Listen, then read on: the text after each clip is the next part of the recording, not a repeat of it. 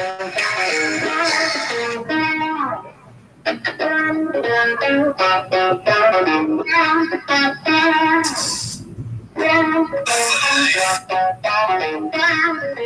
biggest icon in wrestling.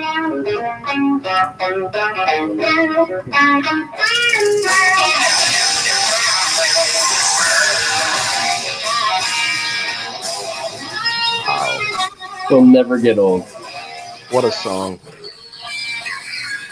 It was such a good choice. You know what, though? Everything about the NWO from the very beginning, not so much in the end, but at the very beginning, how everything played out from the music to the rebellious promos and commercials because they weren't a part of WCW. Like, everything was just perfect, you know, until the very end, because then it got stupid. But, you know, but, oh, man, it was so great. And obviously, I had suggested playing this because there are rumors flying that Hogan's got a big announcement coming in October, and he used the hashtag NWO for life. Now, the question would be, is this something that we will see on TV? Is this something that maybe will be a network like Table for Three, maybe all of the above? How about, and I'll just throw this out to the group, how about they start a new NWO and they are the mentors. They are the, you know, the managers, I guess, or so, of this new generation NWO. Yeah, that wouldn't be bad. I think that could work. I feel like that's what's missing right now. You know what I mean? Like, we don't have that real faction. I mean, we've got Sanity, but they're really just up and coming on the main roster. But we don't have like that evolution. We don't have that, you know. And I think the Horsemen. You know, I think it's time that, you know, listen, Orton just became heel again. Be a great person to be in the NWO. You know, something like that. Just something different. As long if it's a table for three, that's great. But I feel like I don't know. I want a little more. Like a table for three is all well and good, but it should lead to something, something on TV. I think if they're going to bring back, because of all the heat Hogan kind of has right now with certain groups of people, bringing him in as part of a group rather than as an individual might be a better idea. Because then it'd be like, oh look, Scott Hall and Kevin Nash came in, and Hulk Hogan. So it's like less of. You know what? Though, and I hear you, but if I'm Vince McMahon, I don't give a fuck about what anyone else in the back thinks about whether or not the Babe Ruth of professional wrestling comes back. At the end of the day, I make that decision. If you have a problem with it, you can go. Yeah, that would be Vince's attitude. No, I mean the old Vince anyway. Yeah. I hope so. I think I heard it's the date that he put out there is. What was it? October 27th? Yeah, it's like the day before that women's pay-per-view, and then somebody joked, they're like, "Oh, Brooke Hogan's coming back." I'm like, no, that's not. That would be hilarious, though. Could you imagine like that? That would be the big like womp womp, you know, like out of everything. Yeah, and, she starts a female NWO or something. Oh please! Oh no! And it would be, let's see, who would be the worst possible? It would be Brooke Hogan, Tamina, and Dana Brooke. Oh. Dana Brooke is such a waste of space, in my opinion. She is just so beyond unnecessary. I hate everything that she does, or doesn't do, for that matter. Just her coming out with Titus and Apollo drives me crazy. I just can't take her. I don't know what it is. She drives me nuts. I feel like there's a role for her.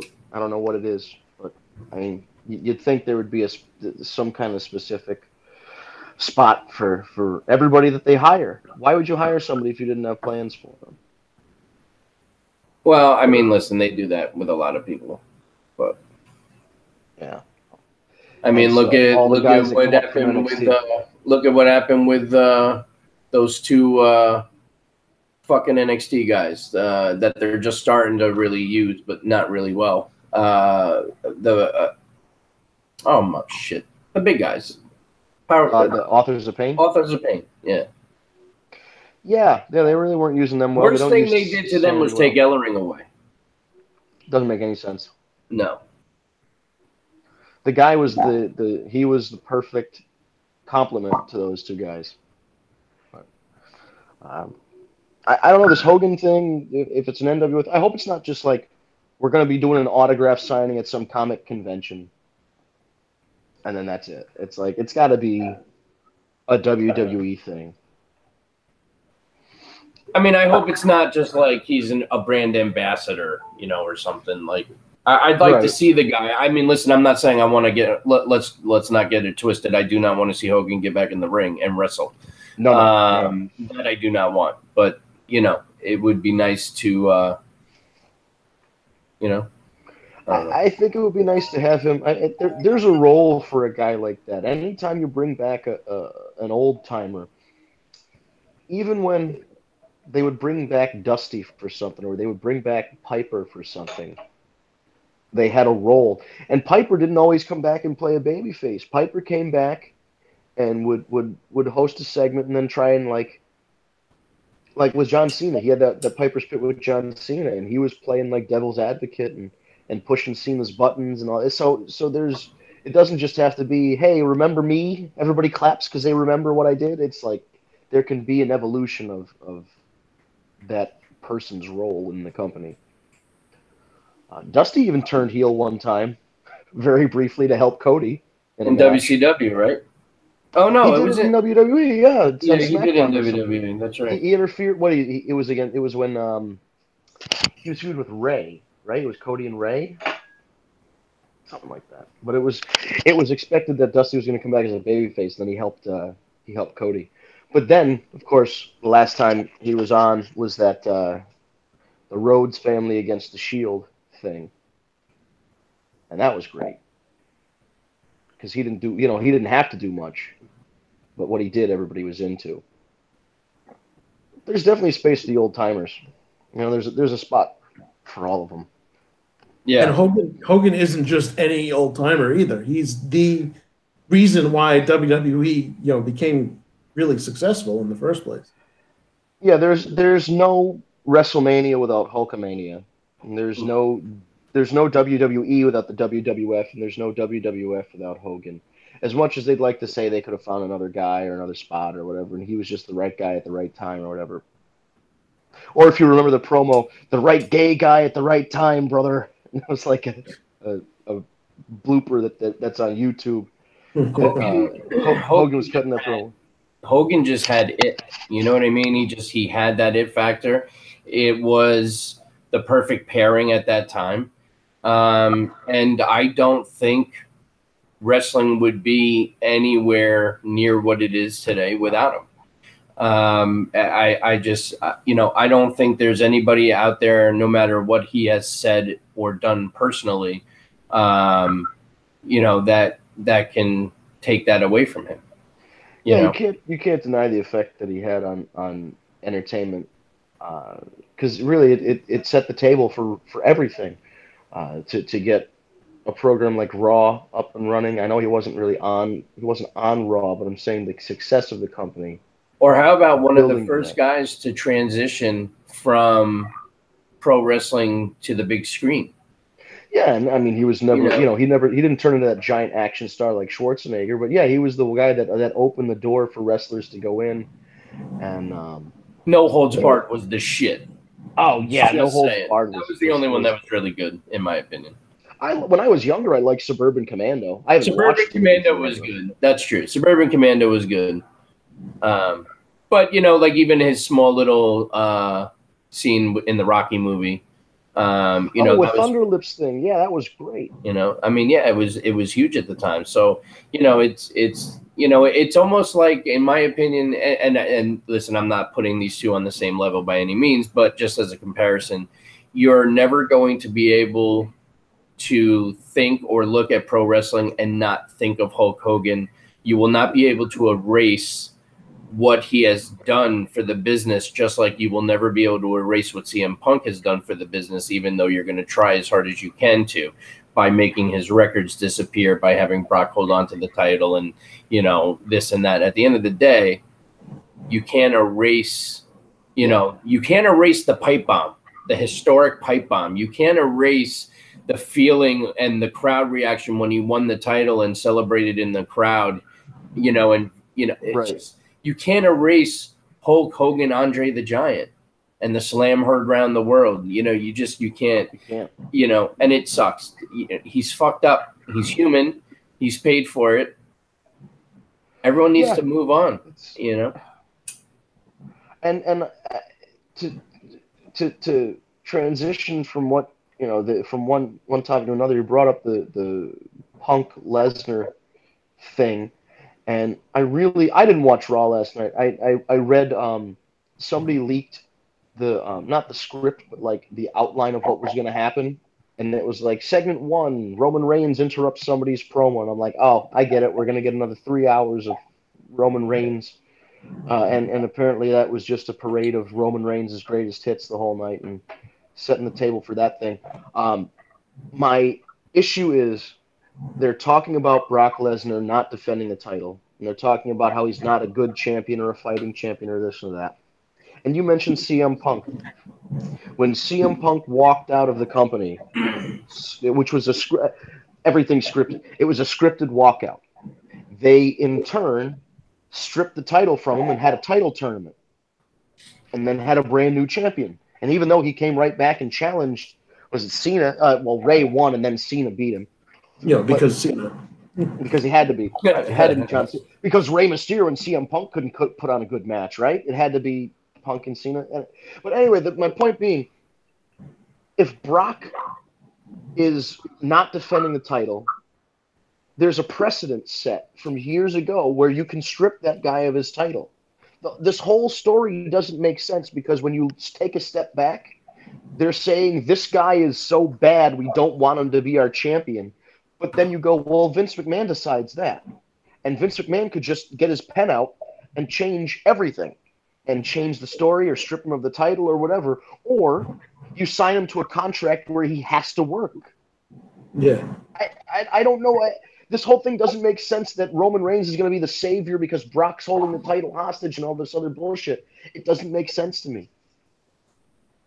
Because it's all you have to do if you're the general manager is he stripped the title after he said he wasn't going to defend it after the Greatest Royal Rumble. I don't know what to tell you. Have another title tournament. There's other options. This idea, in my opinion,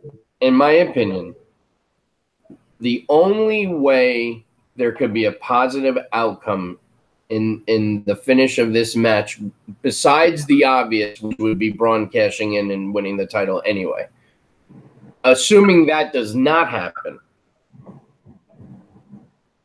the other best case scenario would be Heyman turns on Brock, helps Roman win the title. Now Roman officially goes heel and is managed by Paul Heyman. That's the only way I could kind of see it working out without a Braun cash-in. I just have a sneaking suspicion that they're going to go down the worst possible path, and they're going to have Braun lose the briefcase to Kevin Owens, and they're going to have Brock lose to Roman Reigns, and then it's going to be Owens and Reigns. And you know how that washes out, because we've seen it before. Reigns wins 99 times out of 100 in that feud. Right. So I'm concerned, because I've been watching this product for so long. I don't want to stop watching, but the things that they're doing are making me enjoy it less and less. And I've read it online. People are like, oh, can we just finally... It's gotten to the point where people are like, okay, can we just have Roman Reigns beat Brock Lesnar and get it over with? But I don't think that's the right attitude to take, because there's no getting over. It's not like he's going to win it once and Vince is going to get it out of his system. Right. He's going to try and beat you down until you just accept that he's going to be the top guy for however long. But I mean, we've wasted a whole generation of talent, just like we wasted a whole generation of talent getting John Cena over. And you had John Morrison and Shelton Benjamin and all these undercard guys who could wrestle their ass off. And John Cena's the top guy. And you had Kurt Angle going out there saying he hates Jesus and he hates Pittsburgh and he hates the military. And he still got cheered. And they put him with Daivari, the All-American guys with Daivari, and he still got cheered, and he still had to put over John Cena. And now we're just doing it all over again. We're rehashing the same shit. It's a guy that the crowd hasn't fully accepted. They're going to try and force down your throats. And it sounds like a broken record. We talk about it so much, but it's their focus 24/7. So it has to be our focus to talk about it because that's really they don't give a shit about anything else. You've got Baron Corbin and Finn Balor wrestling each other, and it's fucking meaningless. It doesn't mean anything. And yet that's your number 2 feud behind Brock and Roman is this meaningless thing that has no belt behind it. If it's not even like Baron Corbin still has his shitty, stringy, long hair, and at SummerSlam it's a hair versus hair match, and then you shave Baron Corbin's head. Wow, that actually would have been interesting. Hey, yeah. Oh, that would have been interesting. No, we don't want that anymore. We just want, safe programming that our sponsors will they haven't done hair versus hair in a long time. No, not since Trump. Punk, right? Oh, Punk, right. Yeah, I think Punk. Well, was there anything after that? No, I think Punk might have They been the did last something one. in NXT with Enzo and one of the dudes from the French team, but yeah. Well, that was an old. That was like they had it reminds me of the WCW stuff where the Freebirds had the Freebird hair removal cream, because that was the whole deal. It was like it wasn't really necessarily a hair versus hair match because the guy didn't get his head shaved in NXT. It was right, yeah, well, you're right. It was a bucket of hair removal lotion, and then they fucking not only they shaved the guy's head, they shaved his eyebrows off. That guy had to walk around with no eyebrows until they grew back. The funny thing is, in that NXT one, he wasn't even the one that was in the match. The one that got his head, it was his teammate that lost the match, but he didn't want to do it. So, and then they got Sylvester Lafort. They shaved his head and did all this embarrassing shit, and then they're just like, bye. So then they tried to make the other dude into this menacing freak because he looked really weird, and then he had a different change in attitude because he was embarrassed or whatever. Yeah, but that didn't really go anywhere either. No. I mean, there's a lot of things, a lot of those threads that don't seem to go anywhere. But they're producing weekly TV. Some things just don't work. But it's weird that you would invest this time into a storyline like that, and especially shaving a guy's head and shaving his eyebrows off. Remember the Kurt Angle one when Angle had his head shaved? See, that was great. And he wore the thing on his head with the... Yeah, he wore the amateur wrestling headgear. So, wow. I want to shift gears for a second. Yes, please. Staying on Raw, but... and I'm actually kind of bummed because you didn't watch. So I want to see if at least Eric did, because I want to talk about Ronda Rousey's match. Yes. I saw that. Why am I going to skip that? Fuck. Oh, okay. Well, I just want to make sure. So now... Yeah.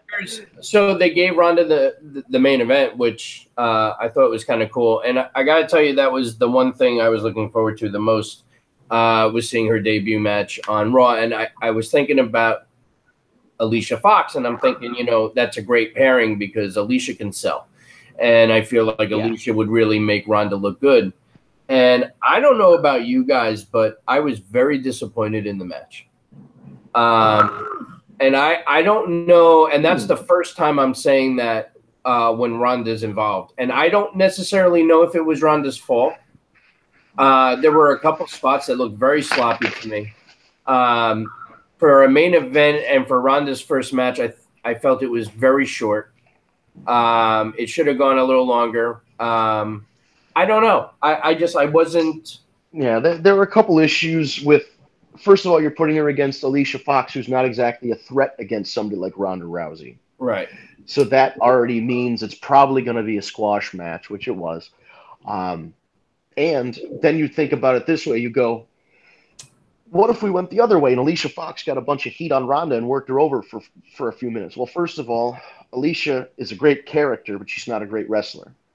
And second of all, wouldn't do Ronda any good to get beat up by Alicia Fox. It's like, well, she's selling for her.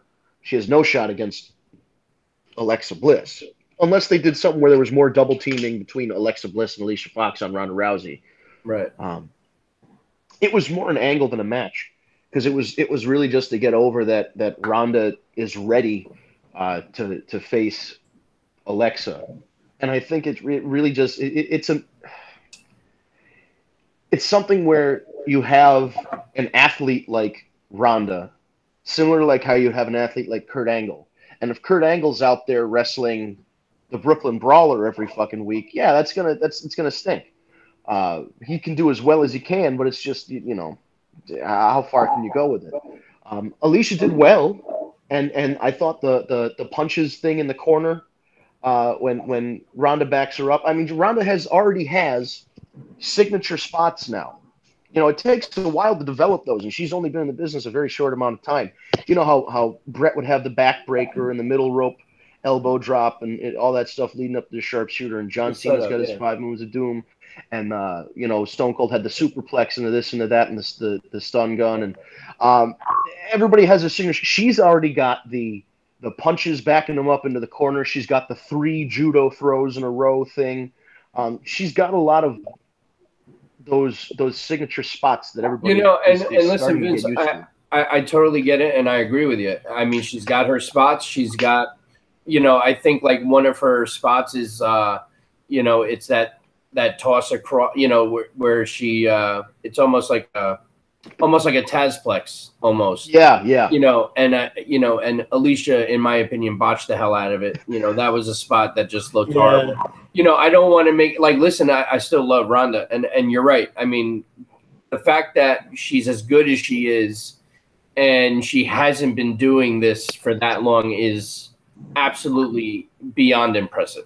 Yeah, you're never gonna have every single match that's perfect. You could look at a Daniel Bryan or a Chris Benoit or a Bret Hart and you say, well, that match stunk. So not everyone's gonna be a 5-star classic, but right, I agree. I think when it counts, not that it didn't count on Monday night, it's her first Raw, but I mean it was against an opponent that you knew she was gonna go out there and run over. Once it matters, like WrestleMania mattered, she turned it on, and she had the opponents or the dance partners out there to help her along. And even when she had somebody less experienced like Nia Jax, Ronda turned it on and had a good match with Nia Jax. How many people have had a good match with Nia Jax in the last 3 years? Not many. Bayley, maybe, and Ronda. Yeah. And so I feel like having the stakes of the title, because that's an important thing, having a good heel like Alexa Bliss as the opponent, and maybe there's some twists and turns. Maybe Natalya turns on her in the middle of the match, and then we've got a Natalya-Ronda feud for a little while, so Ronda doesn't get the belt right away, because I just don't know what they're going to do. I'm kind of waiting for that to happen. I mean, I think we're all kind of expecting it, but it's a matter of, are they going to do it now and get Ronda away from the title scene for a little while, or are they going to give Ronda the title and then Natalya is going to be her first feud? I mean, if I'm Natalya, I'm waiting until she has the title so I get the shot. Right. Not that that would make more sense. But logically, you would think the person would wait until the time was right. Right. Yeah, I agree, and I think there's opportunity there. Ronda's a good character. People like her. I don't know. She wrestled Alicia Fox. That's all I can say. Yeah, I mean, I guess, you can't expect too much. I will say this, though, too. Paul Heyman had an interview with Renee. It was a sit-down, pre-recorded, thing. Mm-hmm. And, I mean, Heyman's so goddamn good. If you haven't seen it, you need to go on YouTube and watch it, because Heyman's got tears in his eyes. He's emotional. Like, he is so fucking good at what he does. I mean, it really makes you believe everything that's coming out of his mouth. So, as usual, kudos to Heyman. But they kind of in a way opened the door and planted the seed, in my opinion, of the potential of a new client. Now, whether it be Roman or not, it does potentially leave the door open for Natalya to turn on Ronda Rousey, and then Heyman come in and say, "Hey, Ronda, look what I did for Brock," and then now you got Ronda and Heyman together, which would then turn Heyman kind of face in a way. Well, I think he's already got a lot of sympathy from people from last week. Oh, right, with Brock, yeah. And he saw, from that promo, and I don't think I saw the whole thing, but he was, he had the 5 o'clock shadow. He didn't shave. He looked a mess. Like he's an actor. I don't understand. I know he was doing other things, and he was working ECW and all that. And he was only ever in Rollerball. Is that the movie he was in? I think so. I don't know how he didn't get more acting roles. He has a lot of range. Hey, listen, we don't know that he wasn't made offers, but we do know that his passion has always been the world of wrestling. So that's definitely true. But I think he was so good last week. He was begging for his job, and he was so sad and remorseful. Was that last week or 2 weeks ago? Whatever it was. No, that was last week. That was last week. When he was gonna get fired, and he's begging Kurt, and he's on his knees and he's crying, and then Brock Lesnar's music hits, and he turns to the camera and he gives that evil smile. It's so great. And just the way that he said, because Renee asked him about having a new client, and he's like, after being with Brock Lesnar for so long, I can't even imagine having a new client. It does plant the seeds. It opens the door. Because, listen, everything, unless they're just going to do a big Russo swerve, bro, at SummerSlam, they're putting it in big lights. Brock Lesnar is losing the title. Roman Reigns is going to be the guy. All this stuff is there are signs on the highway and you're flying down at 95 miles an hour. So it's like. Can I just say this too, though? What if Vince did make a deal with Dana White?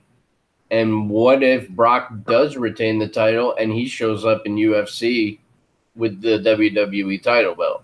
It would be brilliant. You know what I'm saying? It's definitely. And I know here's the thing: the UFC is a legitimate sport, although I have my suspicions that some of those matches are works. That's just me.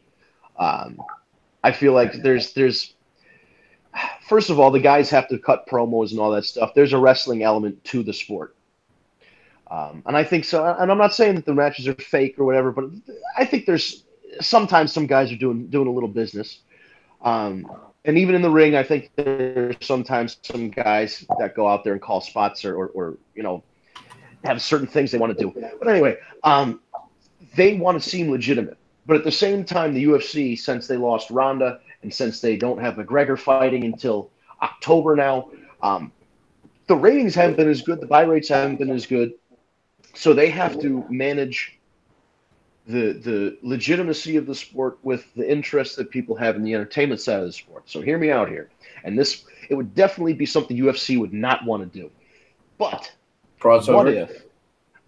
What if Brock Lesnar fights in the UFC, win or lose, he gets interviewed by Joe Rogan in the ring, in the octagon after the match, and Joe Rogan, Brock, how you doing? We have a tough fight. And Brock is like, Bud Light's a piece of shit. I'm going to go get on top of my wife tonight and all that stuff.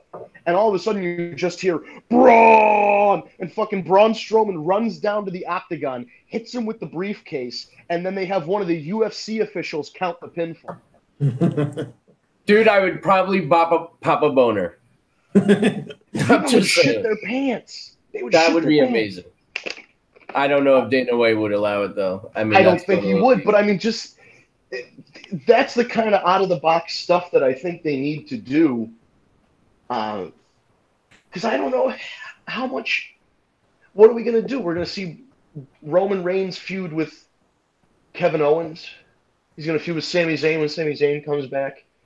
He's going to feud with Seth Rollins again. Is he going to feud with Dean Ambrose again? Is he going to feud we've seen it already. there's no more ground to cover. So I just think they need some more out of the box stuff. And even if Braun isn't the long-term guy, he's so hot right now. Right, I think he's hot enough right now where he could be the guy for at least a year or two, at least. Because he's already been such a good draw. And the turnaround that I've had on Braun Strowman's amazing because he stunk for a long time, and I didn't like him. Yep, and he clicked one day, whatever it was, clicked, and he just got it.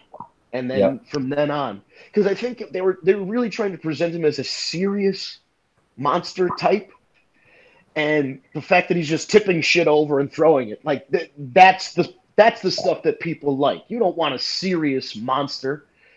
Even Andre wasn't a serious monster.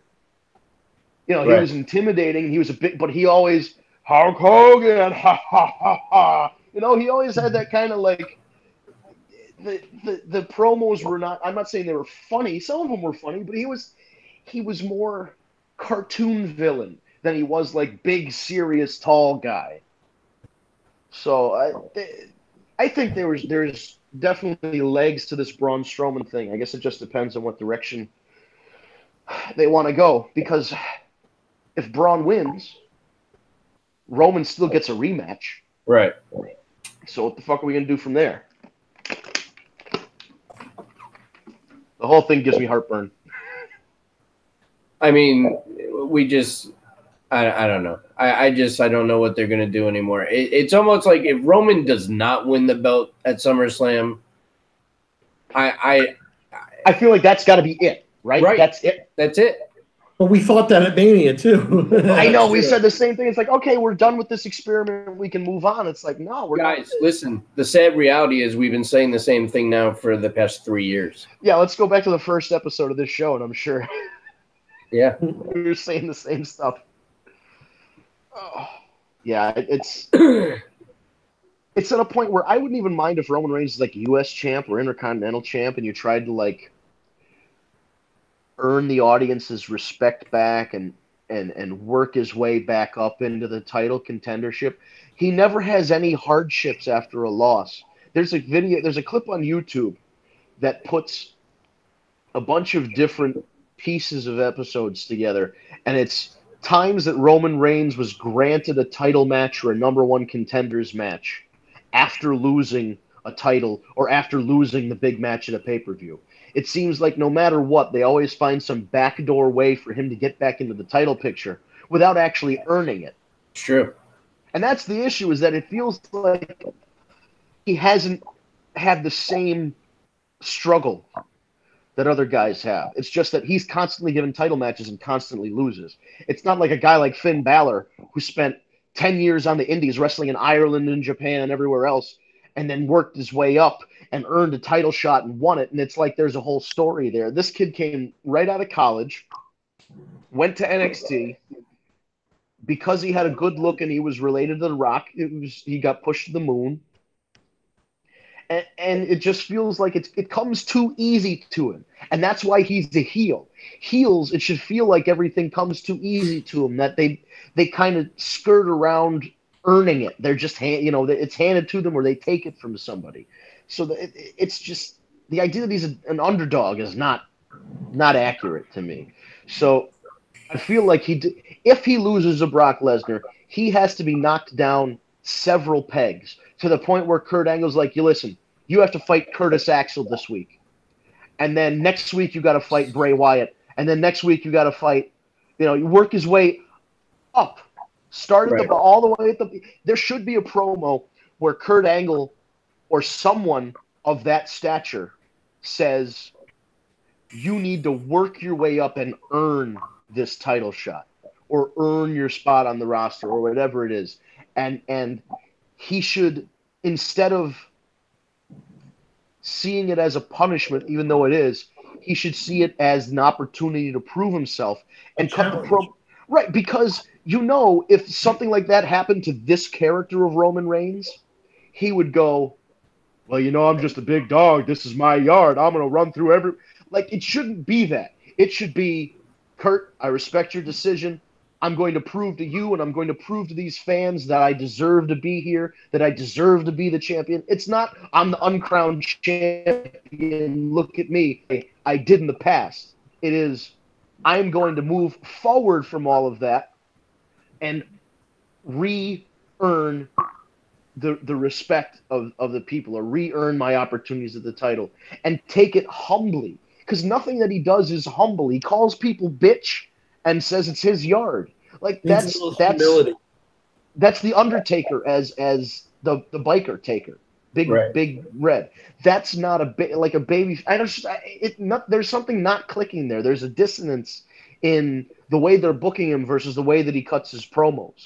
So if they got him, if he was humbled and kind of worked his way up, and then maybe, he gets a little bit more confident, gets a little more of an attitude as he gets back up there. But imagine him just being on, the first match on Monday Night Raw, he opens up and he has to wrestle, again, I pick a lower level guy. And then the next week, another one. And then, then next thing you know, maybe a month or two down the line, he gets an Intercontinental title shot. He doesn't have to win it. I'm saying he earned that. And then maybe then he moves on to the next level because there was no progression. There's no evolution. It's funny that we're talking about the Shield and evolution because there was no evolution of Roman Reigns after the Shield. It's the same stuff. We've been seeing the same stuff for 3-4 years. Sure. Although, speaking of the Shield, I am hearing more and more, and we talked about this a couple weeks ago, and I think I'm not going to say I called it because I think a lot of people are kind of on the wavelength here. Dean Ambrose is probably going to be back at SummerSlam. They had a great opportunity to bring him back last night. Yeah, that would have been. I honestly, when I was reading the leaked outline of the show that somebody sent, because I know that they put out the script with certain things not in it to avoid spoilers. Like when The Rock came back, they called the segment "Leave It to Bieber" and made everybody think that Justin Bieber was going to be the host of WrestleMania. So if the script leaked, it was like, yeah, man, I heard Justin Bieber's coming out. And then it was The Rock. So in my mind, I was like, oh, they bumped Roman. They're making Seth fight these two guys by himself. Yeah, it's the perfect time. Like, why wouldn't that happen? I guess because Ronda's in the main event. I don't know, but I think like that would have. You're right, Steve. I absolutely agree. That was the perfect time to bring him back. But SummerSlam's not going to be bad either.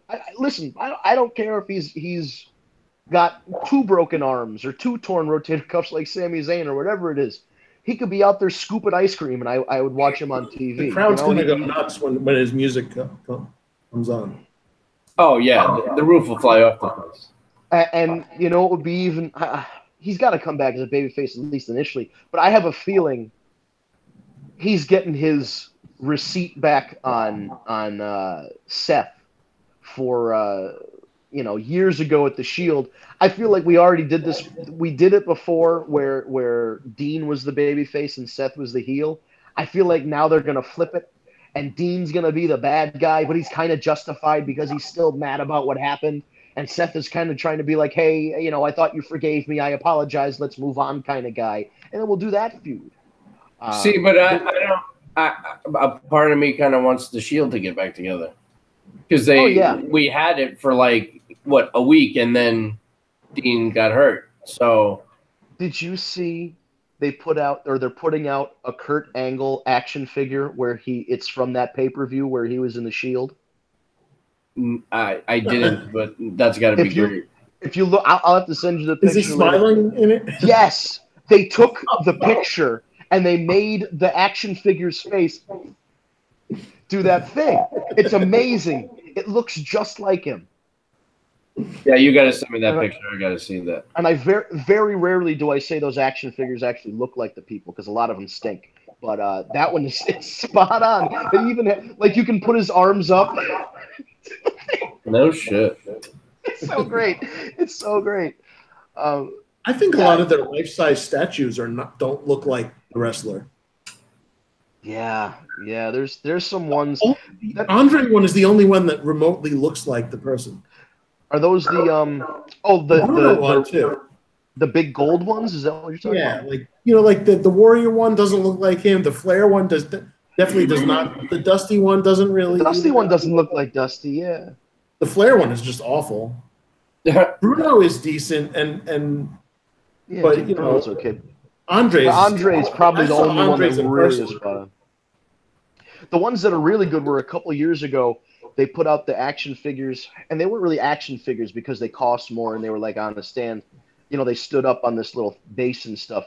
I don't know if they were Ruthless Aggression series or whatever it was, but it was like. Steve, you had one of those. It was the Austin one, right? Yeah, it's like iconic moments. Austin doing one thing, like they have Shawn in one of his old gimmicks. And then they have like a Warrior one. They had a Piper one too. I think they had a Piper one. They either had a Razor or a Scott Hall one. But those ones are like sculptures almost, and those are very accurate.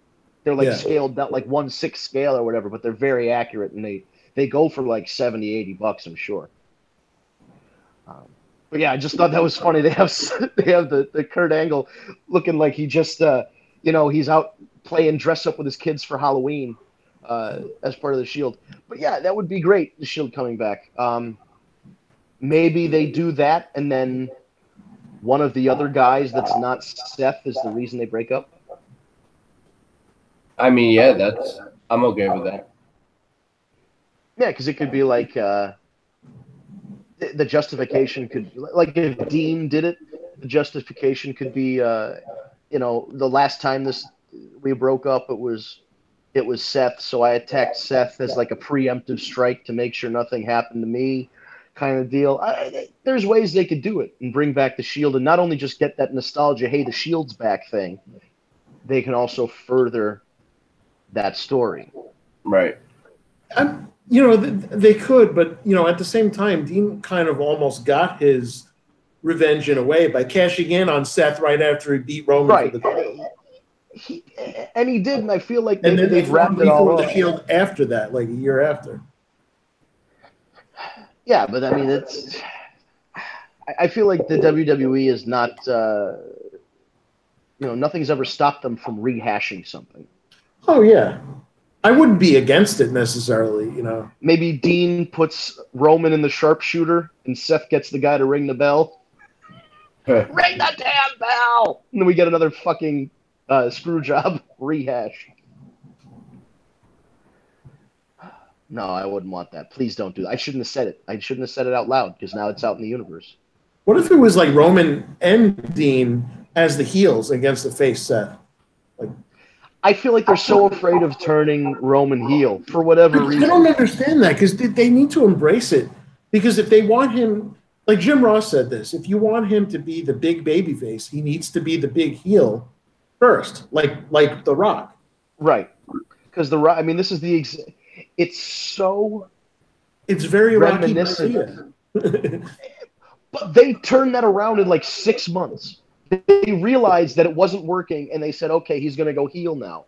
They didn't do that with Roman. I don't know if they've missed the boat on it or not. It's just wrestling. I'm not going to say wrestling's easy because that's an oversimplification. But the idea of getting a guy over, or the theory of getting a guy over, is it's pretty simple. It's a tried and true formula that's worked for 100 years. Ric Flair he did dastardly things to Ricky Steamboat, and they ripped his suit and they mushed his face into the asphalt and they cut him up and they did all this terrible stuff.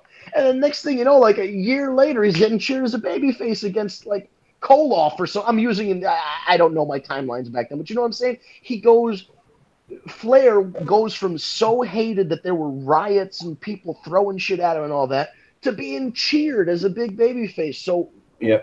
Why can't we just try it? At least try it. Because you can always turn him back. The Big Show could give him lessons how to turn back and forth quickly. On a weekly basis. Yes, there you go. I want to take this time. I want to congratulate Kane for winning the mayoral election of Knox County, Tennessee, and Knox County, that's a big deal. For wrestling fans, let's be honest, this is a big moment for us. Like when one of our own, gets to a certain place. I will say this. I thought it was great that when he went to do his speech, when he found out he won, they were playing Kane's music in the background as he came up to the stage. The Figure 11 version, yeah. Yeah, that's the best. That's one of the better versions of that theme. And that's the best version, 100%. There was one, not like the first Kane one. There was one, I think maybe it was when he was teaming with The Undertaker as the Brothers of Destruction, where it was organs, and it was a really good organ. And then even when they changed it recently, it just sounds like computer organs, so it doesn't sound as good. Right. But yeah, that Figure 11 is up there as probably the top one, if not. There's one in there, another one in there that I know I like, but yeah, there were a couple of them that weren't so good. But he said, the first thing he said was, "I miss the mask," when he was giving his acceptance speech. He's a smart guy too. Like, people probably don't realize that most of these guys went to college. Most of these guys are very well educated and world traveled. Like, look at JBL. That's not just a gimmick. He lived that. He was a Wall Street guy. Oh, he's brilliant. Yeah, he knows his stuff about that. And Kane used to have his book, Have More Money Now. I always thought that book was funny because right after the book, like, they made the book, and he still had the long hair and he the was goatee. like APA Bradshaw at the time. And then they got him the haircut and the shave and all that, but the financial book still had his old gimmick on it. Yeah, which I always thought was funny. But then Kane, years ago, and I'm talking a decade ago, had a website and a podcast where he would post his own. He would write his own articles and do his own solo podcast about government and politics, and he's a libertarian, so it would be it was like a libertarian leaning podcast. And I don't know if it picked up a lot of traction, or maybe people weren't really aware of it, because he didn't play it up. It was whatever the website was, Glenn Jacobs. It didn't say Kane. It didn't say also known as Kane. It was just him with his own personal website writing out his thoughts. And here we are now, 10 years later, and he's a mayor. I'm interested to see what he'll do as the mayor. Well, and I will tell you this too. He said that he's not necessarily staying out of the ring either. So apparently he plans on still making some appearances every now and then, which is cool. Because I like seeing him around. So. There's been a few things, and we'll get to Matt Hardy in a second. He's been corporate Kane. Now he could be libertarian Kane. But what about if Kurt stops being GM at one point, because eventually they're going to change GMs, or Paige stops as GM at one point, and they just cut to Kane in his office as mayor, and he does them like Jack. You know, Jack Tunney, they used to just cut to the office. Yeah, he would be sitting behind the desk. They could do that with Kane, and he could just be the GM from afar. That would be amazing. That would be so cool. I think it would have been funny in his acceptance speech if he said, "Well, it was either this or being a dentist," and I don't think you want that. Oh man, that was he was Isaac Yankem. He was the Christmas creature in Ohio Valley, or in wherever the hell Cornette had, Smoky Mountain rather, and it was Fake Diesel and all that. Fake Diesel. Oh man, he went through the shits, and now he got Kane and became Unabomber. Kane was the mayor. He was Unabomber in Smoky Mountain. Him and Al Snow were a tag team. And he had another name where he wore like a Jason mask, or was that Unabomber where he wore like the Jason mask? And I think he was in WCW once. He fought like Sting or something. Yeah, and Undertaker was not Undertaker, but Mark Calloway, Mean Mark Callis, and yeah. The funny thing about that was Jim Herd was known to say, "Well, why'd you get rid of this Mark Callis guy? He became the Undertaker." Well, he just didn't smile a lot. It's like, you wanted to make him a babyface and he didn't smile a lot? Well, why didn't you just make him a heel? Well, we're just going to portray him as the Walking Dead. Right? Who knew? All he needed to be was a fucking zombie that buried people. That was just the right gimmick at the right time, because I feel like any other time it might not have worked. And Triple H even pointed out that any other guy with the same gimmick wouldn't make it work like Mark Calloway did. And the fact that he was able over the years to keep reinventing the character and coming in and out of it and becoming the American Badass to then, going right back to being it was just nobody else could have done it the way he did. And, I remember him being the mystery surprise at the Survivor Series like it was yesterday. We were 10. It scared the shit out of us. Yeah. That was in Hartford. He was creepy. It was fucking great. It was yeah. Yeah, that was at the Civic Center right near me. That's like 15 minutes from my house. But him and Jericho are two guys, and I'll throw Matt Hardy in there too, as people who were changing their gimmick and tweaking it and bringing different elements to it over the years. Chris Jericho, the Ayatollah of rock and roll, and then he was like Y2J, and then it was, then all of a sudden he had the short hair and the trunks, and he came out in the suit and he didn't talk, and then serious, quiet, and then the list, and then the scarf. The scarf of Jericho is the new thing. It's just he keeps evolving, and the Undertaker did that too with his costume was like the Western style, Old West Undertaker for a while, and then the Ministry thing, and he changed it to a more like Gothic style, and he had that big kind of cowl on his cape, and he had the pointy Furby goatee on his chin. But he changed, and then he did the American Badass thing. And one time he cut his hair short. This was a guy who was so known for that look with the long hair and especially long black hair. And he comes back one time and his hair's red, and then all of a sudden it's short and red. And then one time it's a mohawk. He takes his head off and there's a fucking mohawk. Like, he did things that you didn't expect. The single teardrop.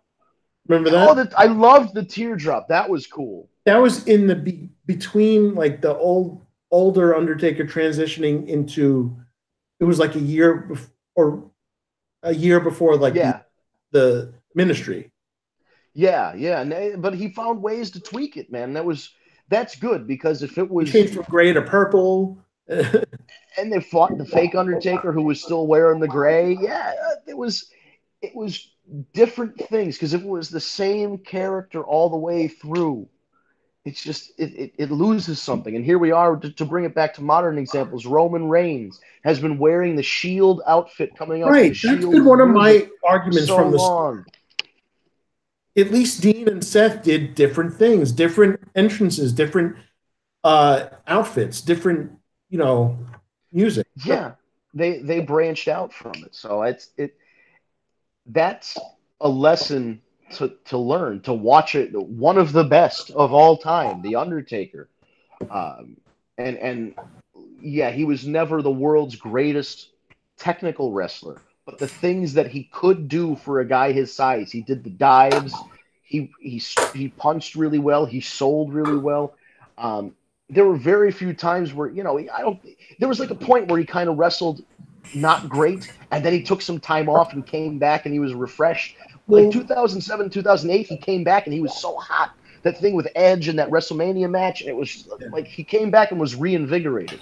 Part of that is, for a long time in the, especially in the beginning years, he was fighting like Monster of the Week or Monster whatever, and it wasn't until Mabel broke his orbital bone with that whatever, and then he came back with that. Well, I mean, he had the Phantom Mask, but then he started wrestling people like Bret Hart and Shawn Michaels, and he started to get really good in the ring. Yeah, they had to get him out of that mode. How many times can he wrestle Kamala or Giant Gonzalez? Give me a break. So, yeah, you're right. Once he started wrestling the smaller guys or more technical guys, he got that experience. Hey, I want to bring this up real quick because we're getting close to the top of the hour. Matt Hardy. Yeah, I was going to say. What is the deal? And he's another guy. So he's been a little cryptic lately. Yeah, according to one of the posts that he put on Twitter, he put up a video of himself doing the top rope leg drop.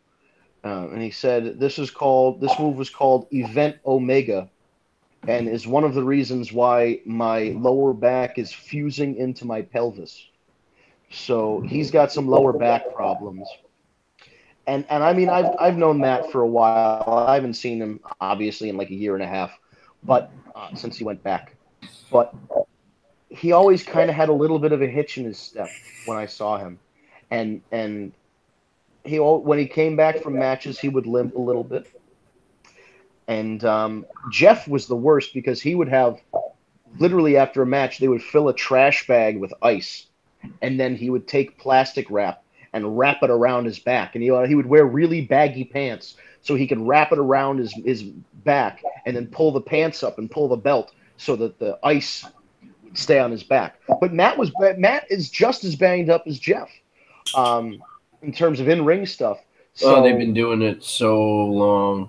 Since they were teenagers. Yeah. I look at he's in his 40s now. He's going to be 44, I think. And he's been doing it since he was 15 years old. So I mean, almost 30 years of doing it. And he's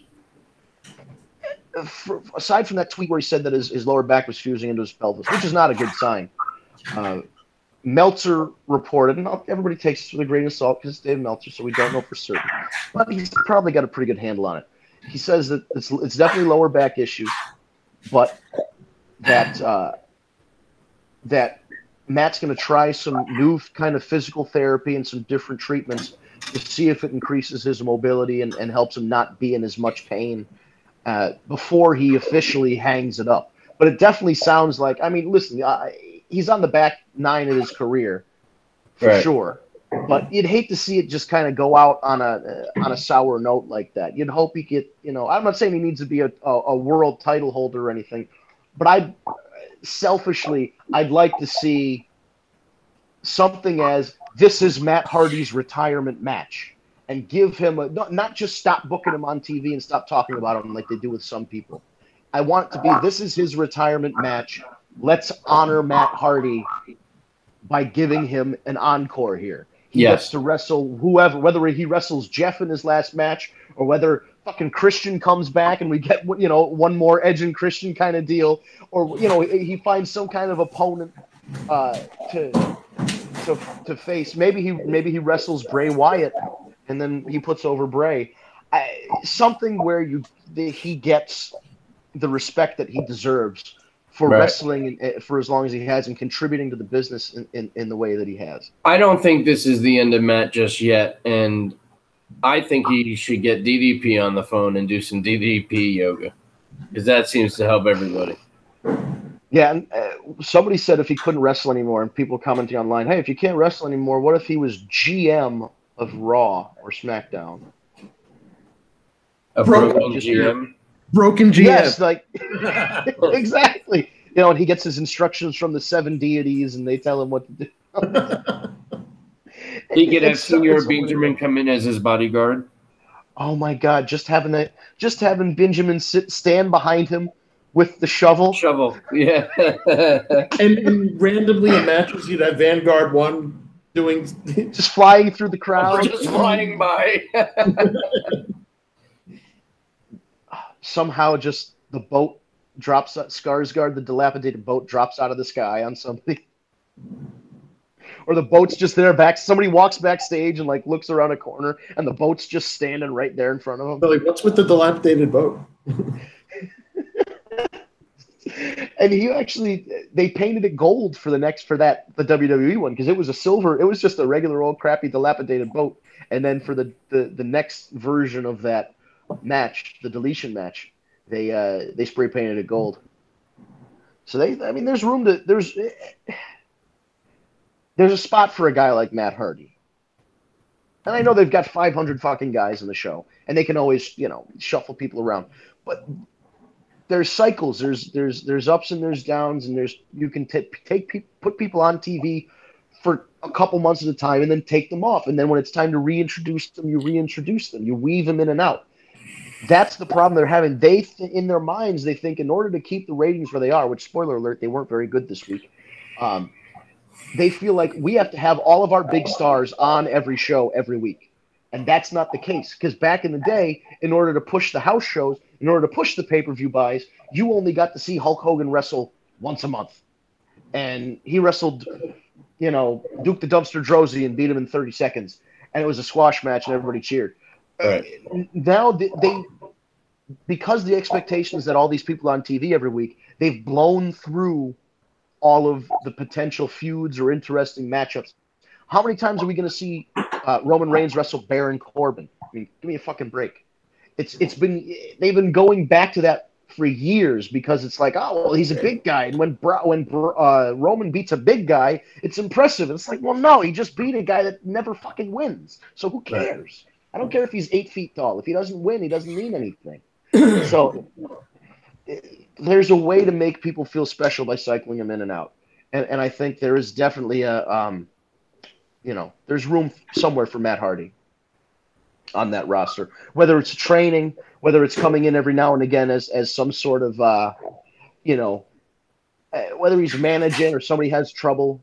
Imagine somebody. You remember when Mr. Wonderful, when Paul Orndorff was in WCW, and he thought he wasn't Mr. Wonderful anymore, and they had Gary Spivey from the Psychic Network, whatever it was, came in and just appeared out of nowhere and gave him like that motivational speech. You're Mr. Wonderful, and all this stuff. The music, wonderful. And so, what if somebody like loses their mojo, so to speak? And that could be it. What if it's Mojo Rawley and he's all depressed because he lost a bunch of matches and he's, I suck, I'm gonna quit this and that, and he turns around and all of a sudden Matt Hardy's there in his fucking gold suit.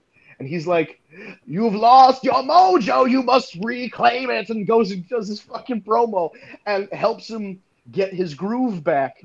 And then, he's like, my work here is done, whatever, and disappears. And then just comes back and helps somebody out 6 months later. There's little things you can do to keep somebody, a character like that on TV. So, but bottom line, Matt Hardy, I said it on Instagram how much I really respect him, because when he was working the indies, he didn't just sign an autograph and shuffle you through, give me your $5 or $10, get out of my face. He took time with people. He talked to him. Him and Mick Foley, I think, are very similar in that respect, where if they see a special needs person or a family that has, you can tell that they don't necessarily have a lot of money or something, he helps them out, and he talks to them, and he makes them feel like, he treats them like people. And he would sign autographs until every single person that wanted an autograph was satisfied, whether it was at the beginning of a show, whether it was intermission, or whether it was the end of the night and it was 10:30 and they were turning the lights off and there were still people that wanted autographs. He was signing until the very end, and he was a positive presence amongst the wrestlers, and his positive attitude carried over to other people. You could feel that energy, and he was such a good guy to have around that it would really be a big loss for them if they didn't find a role for him if he has to retire.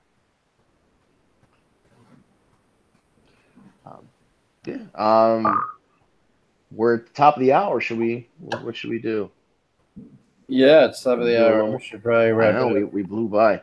I guess since we haven't mentioned it yet today, we are in the testing phases of the iPhone app. We have links. We have files. We're actually they're downloading. I have a link waiting in my email to go download now and install the test version, and we're going to pick out the bugs and clean it up, and we will have our Tag Me a Date app up on the iTunes store fairly soon. Very soon. I'm looking forward to it. Yeah. So there's a lot of positives going on in that respect. And if you want to follow along, go to tagmeadate.com. Of course, it's free to register with this roster over 80,000 superstars and divas. Tagmeadate.com is the only dating site exclusively for fans of professional wrestling. And you can send messages. You can upload a profile picture or a promo video. You can share articles. It's very much a social media site. You can share things. You can message people. And it's free. There's no cost right now to you. You can follow us on social media at TagMeADate. Before I get too far into this, I don't know if they're listening or not, but I know Justin, Kat's husband, Justin, has been going through some more health things. So I hope get better, man. They're both, first of all, I hope they find out what's wrong with Justin, because I know he's had a few things happen in the last couple months. So I'm hoping they find a specialist or a doctor. They need Dr. House on the case, but I'm hoping they find somebody that can help them out and figure out what it is. And I know Kat is she's stressed out and it's driving her crazy because her husband's sick, and not just she has to take care of kids, and not only does she have to raise kids, she has to take care of a husband who's not feeling well. So it's the whole family that I hope they're keeping positive, and really I just want to see that he's doing better, and so Justin, we'll be keeping tabs because Kat sends us messages, but I'm hoping they find out whatever's wrong and be able to solve it.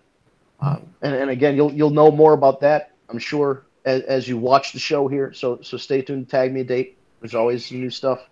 Tag Me a Date YouTube channel. We do this once a week, Tuesdays, 7 p.m. on Eastern Time. You go to youtube.com. You type in Tag Me a Date, all one word. Tag Me a Date. Take out the spaces. Tag Me a Date channel where you can like and subscribe.